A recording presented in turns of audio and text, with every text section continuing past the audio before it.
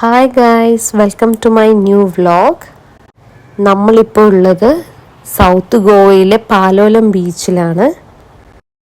നമ്മളിപ്പോൾ ഇന്ന് രാവിലെ വന്ന് ഹോട്ടലിൽ ചെക്ക് ഇൻ ചെയ്ത് ബോട്ടിങ്ങിന് പോകാൻ വേണ്ടിയിട്ടിരിക്കുകയാണ്.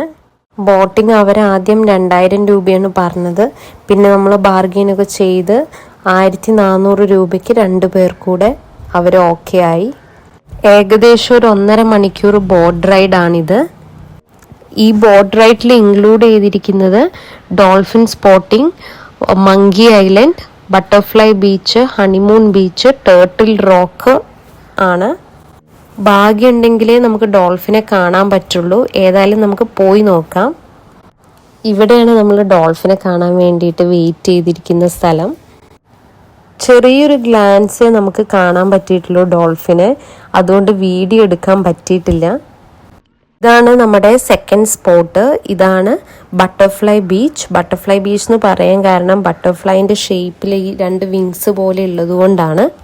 ബട്ടർഫ്ലൈ ബീച്ചിലേക്ക് നമുക്കൊരു 40 മിനിറ്റ്സിൽ ട്രക്ക് ചെയ്തെത്താവുന്നതുമാണ്. നമ്മളങ്ങനെ ബട്ടർഫ്ലൈ ബീച്ചിൽ നിന്ന് ഹണിമൂൺ ബീച്ചിലേക്ക് പോയിക്കൊണ്ടിരിക്കുകയാണ്.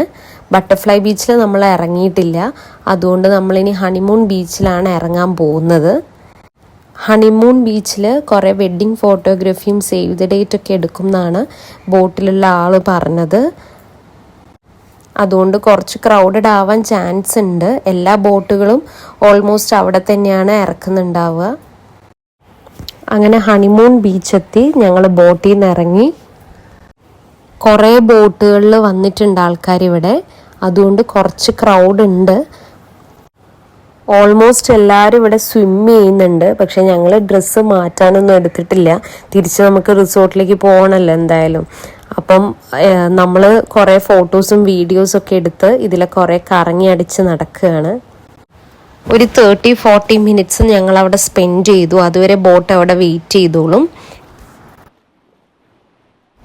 ബാക്കിയുള്ളവരൊക്കെ സ്വിം ചെയ്യുകയും വെള്ളത്തിൽ കളിക്കുകയൊക്കെയാണ്.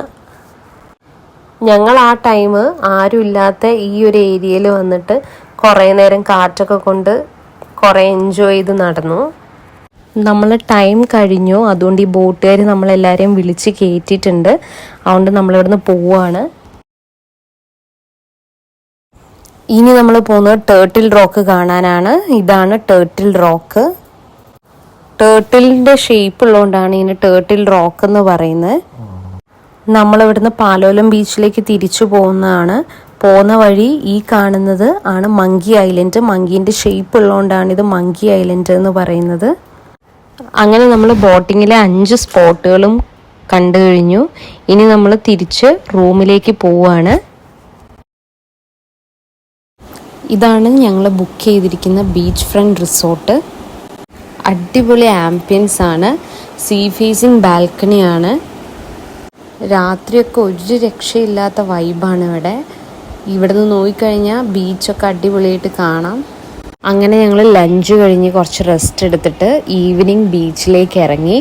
കുറേ നേരം ഞങ്ങൾ സ്വിമ്മിങ്ങും കളികളൊക്കെ ആയിട്ട് കുറേ നേരം കളിച്ച് നടന്നു.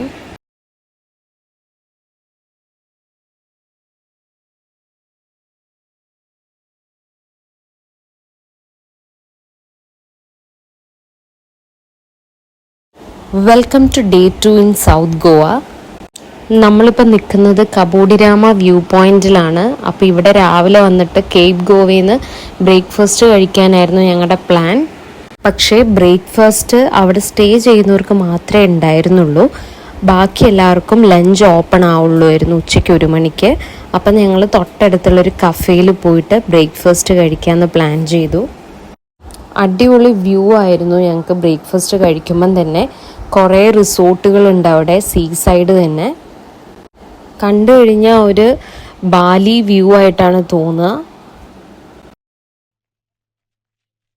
നല്ലൊരു ഇംഗ്ലീഷ് ബ്രേക്ക്ഫാസ്റ്റ് കഴിച്ചതിന് ശേഷം ഞങ്ങൾ കബോഡിരാമ ഫോർട്ട് കാണാൻ വേണ്ടി പോയി. നല്ല വെയിലാണ് അവിടെ.